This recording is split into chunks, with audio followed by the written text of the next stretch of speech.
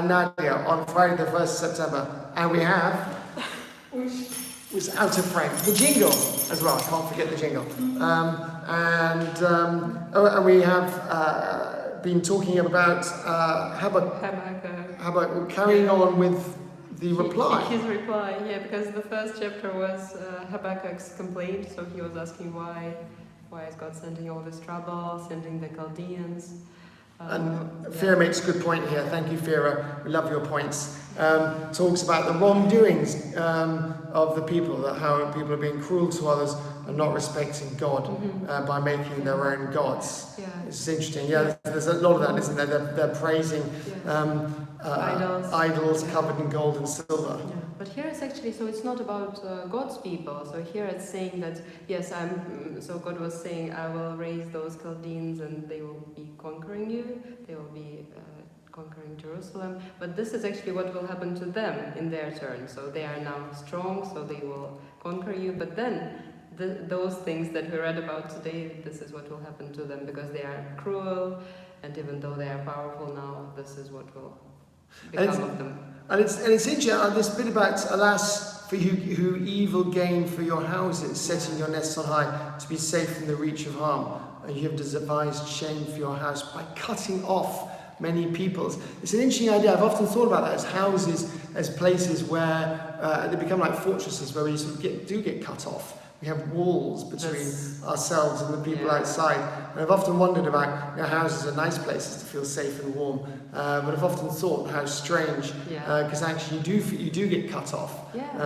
I was in a really amazing eco-village being built in Peridelkina yesterday, just outside of Moscow.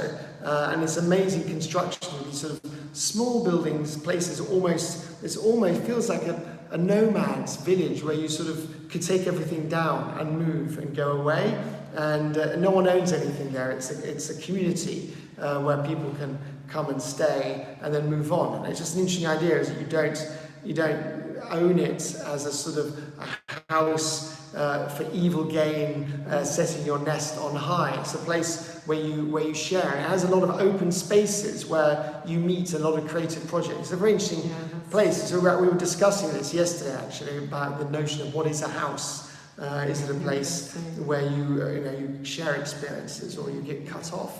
But this idea, is very, very relevant these days again. Yeah, because some people, they just build walls and fences. And, exactly, walls and fences. Trying to protect themselves and their power, and then they just get cut off from reality.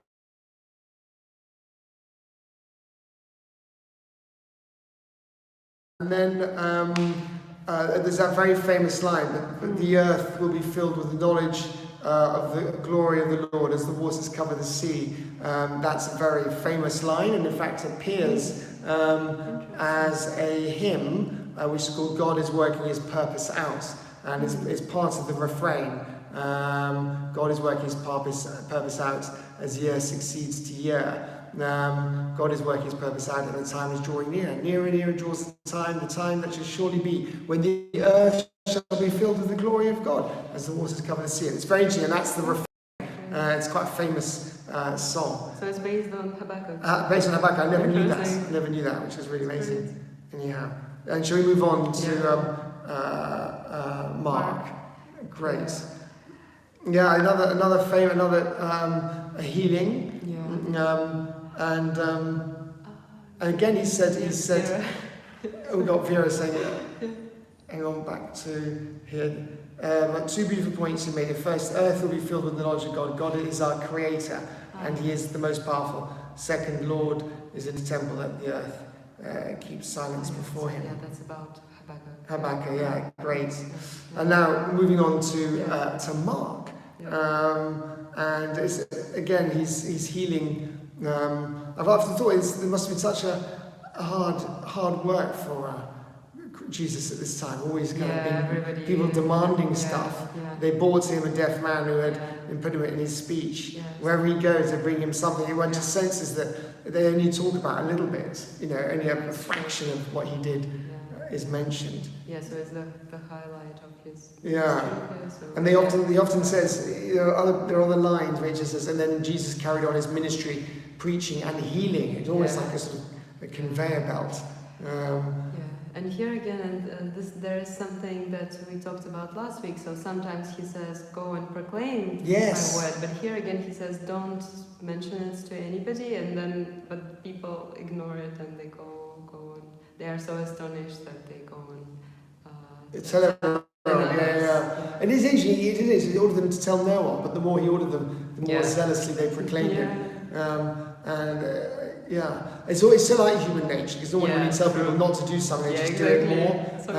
I wonder if Jesus, I sometimes wonder if that's what Jesus was doing. It's like, actually, I really want you to tell everyone, so if I tell you not to tell everyone, then you just go and do the opposite anyway. So I'm curious about it. It is interesting, whether he was just saying, come on guys, I need some peace. And it's interesting actually that here again, usually we have Jesus' words translated when we read them in English. Jesus' words are also in English, but here again, remember here he says Ephatha. And again, when we were reading about Jesus raising the synagogue leader's daughter, he also said this. Right. Talitha kum, little girl. Talitha kum, yes, that's little right. Girl, get up. Get up. Yes, be open. It's interesting. Yeah. It adds this. It makes you imagine it in a more real way, I think, when we have those short phrases in the original. I like Fira's being very honest. She says, "Yeah, I guess I would do the opposite too." It's so true. It's such human nature, isn't it? Immediately, it's forbidden. It becomes a challenge to do it. Sometimes when we want, when we don't want people to I've always done that with my son. Whenever we wanted him not to eat lots of sweets or lots of sweet Coca-Cola, we always just made sweets and Coca-Cola just readily available at home. And he, as a result, he doesn't eat sweets and he prefers water. Whereas all his friends used to come round to us, okay, you can eat sweets whenever you want. And he was like, yeah, what's the big deal? It's like, it's not interesting. Yeah, that's true. It's forbidden. Forbidden fruit is always, it goes back to the Garden of Eden, doesn't it? Great.